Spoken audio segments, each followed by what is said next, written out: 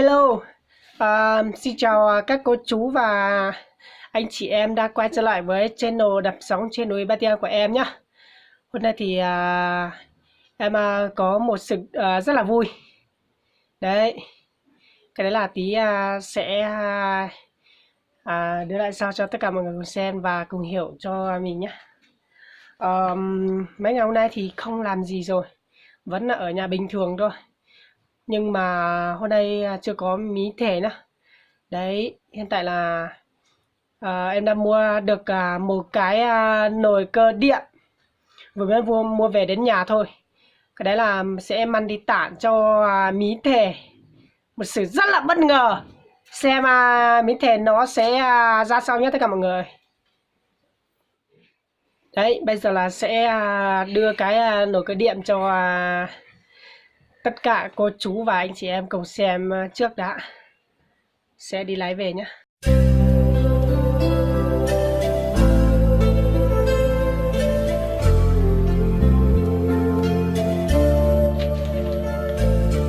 Đây này.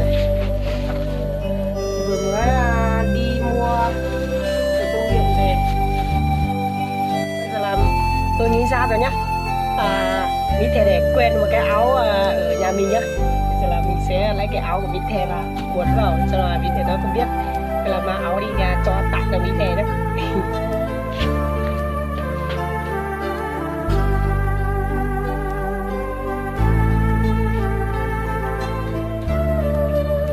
Đấy, cái áo này là áo của mít thề.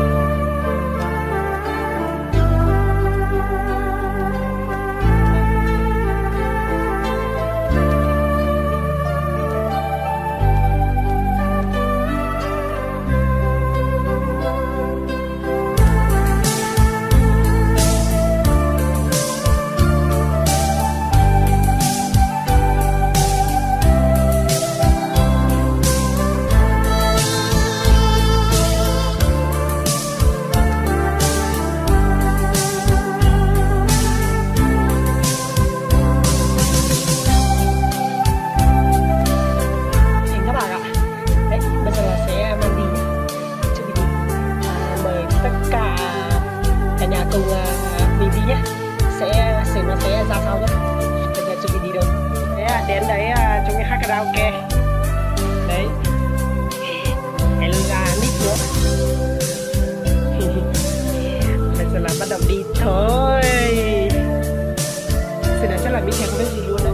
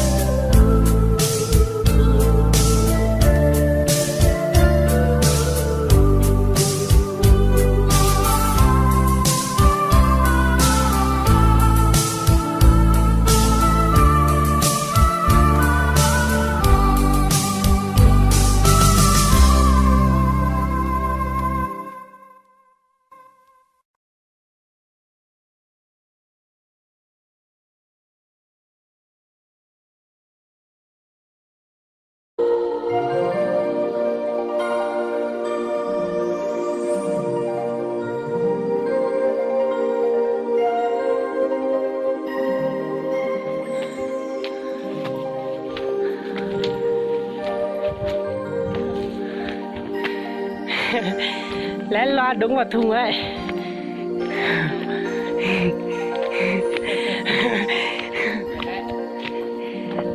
Tuần này chúng hát karaoke nha. Cầm vào đi. Lấy đi tí hát karaoke sau.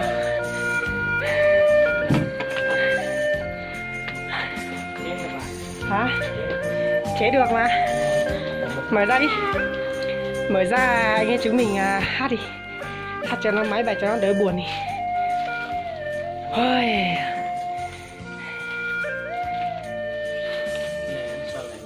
Sao không bật điện?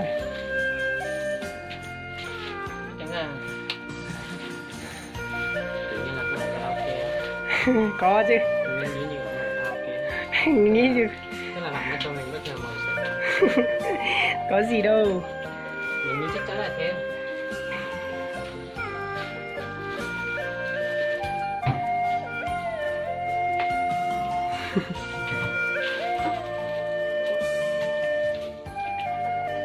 Đúng là không phải karaoke. Không phải karaoke á? Thì cái gì? Hả?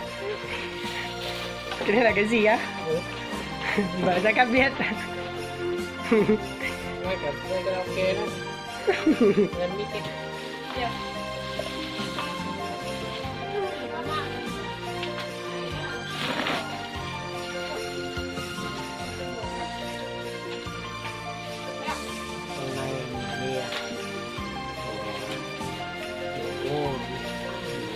Mệt quá rồi mà.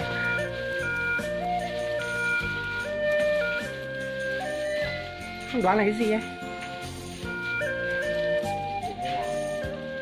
Không biết được bởi vì nó mở loa nhưng mà nó hơi nhẹ nhẹ đó. Loa nhưng mà nó nhẹ nhẹ đó, có hình ở trên rồi. Cái hình này là cái hình gì? A Di Đà Phật à? A Di Đà Phật. Mở luôn là biết luôn. Ai da? Nồi cơm à? Mình tặng cho. Tặng mình cái nồi cơm này á? Ai da? Bạn làm cái cầu kỳ quá. Cái gì đâu. Mình dám nhận đâu. Có dám nhận á? Mở ra thì phải nhận chứ. Cầm đi, cầm lái đi. Ai da? Đẹp không? Ai da, đẹp, đẹp lắm. Nhưng mà, ai da? Cái này mua bao nhiêu về? Cái này á? Cái này rẻ thôi mà. Cái này là gần 500. Gần 500 á? Ừ. Cái này tặng cho mình. Tặng mà. Thôi để hôm nào nếu như là mua được về thì hôm nào mình sẽ trả cho bạn sau. Cái gì đâu, mình tặng chứ. Có phải là mình cho không đâu mà. Thật mà. Mình tặng chứ, cái này là mình tặng. Tặng cho mình cái này như kiểu là nó tăng to.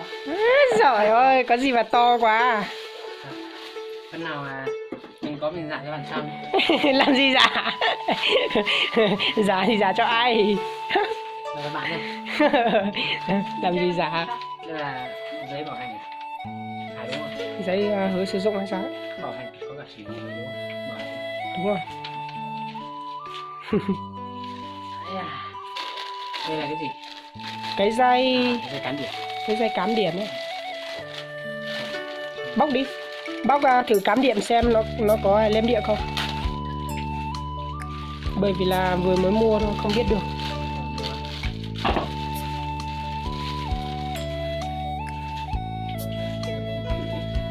Thử đi. Thử mới biết chứ. Vui lắm.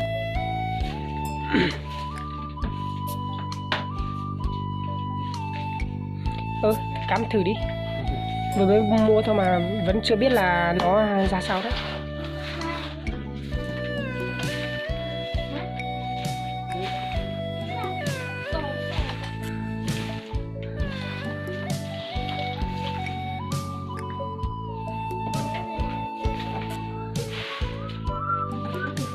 Bây giờ là Mỹ Thể đang thử cắm xem nó có vào như thế nào nhé.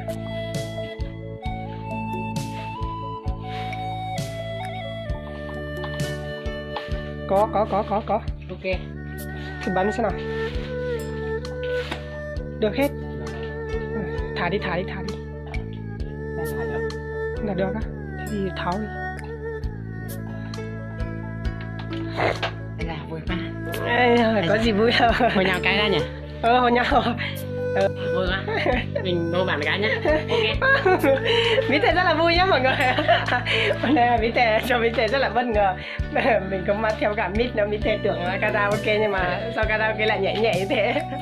Mình vừa mới ngủ dậy. Tí tuổi bạn này cho mình bất lại một chuyện là bất ngờ. Rất là bất ngờ luôn. Mà thật ra tiền nó lại là một cái nồi cơm điện. Cặp với mình tuổi nhá. Rồi có gì đâu. Cho mình thì đâu cứ dùng đi, dùng xem như thế nào đã. Bởi vì là vẫn có bảo hành mà. Nên sau này kiểu như là mình không, cái đấy không cần nói, cái đấy không, cái đấy không có đâu. Đây cho mình xin nhá. Đúng rồi, câu này thì mình đúng chứ, câu trả lại đi rồi khó nghe lắm.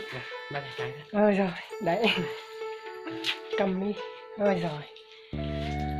Mình thấy rất là vui tất cả mọi người ơi. Mà nhất tiết ở trong nhà này hơi Ngồi đi. Ngồi đi, ăn cơm. Bây giờ là sẽ cùng Mỹ Thẻ ăn một bữa cơm và cái nồi cờ điện của mình tặng cho Mỹ Thẻ nhé. Rồi ngồi đi.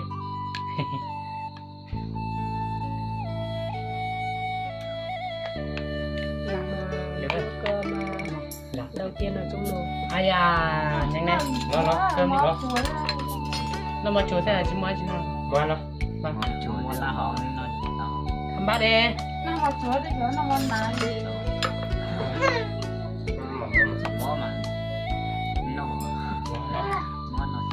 Mà có mấy tỷ mà.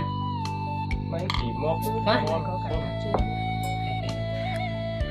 Không mấy cái này nó thế nào? Tiền cũng trong phổ thôi. Đi chơi đi làm cái kỹ rồi. Tại vì nó có chuyện nó không mà. Nếu có bông nó không có gì à. Đúng rồi. Dạ. Dạ cái mình một cháu. Bây giờ là muốn chén rượu ở trên nhà Mỹ Thẻ mừng quá. Cái nồi cơm điện mừng quá. Ăn gì cảm ơn. Rồi mời tất cả nhà nhé.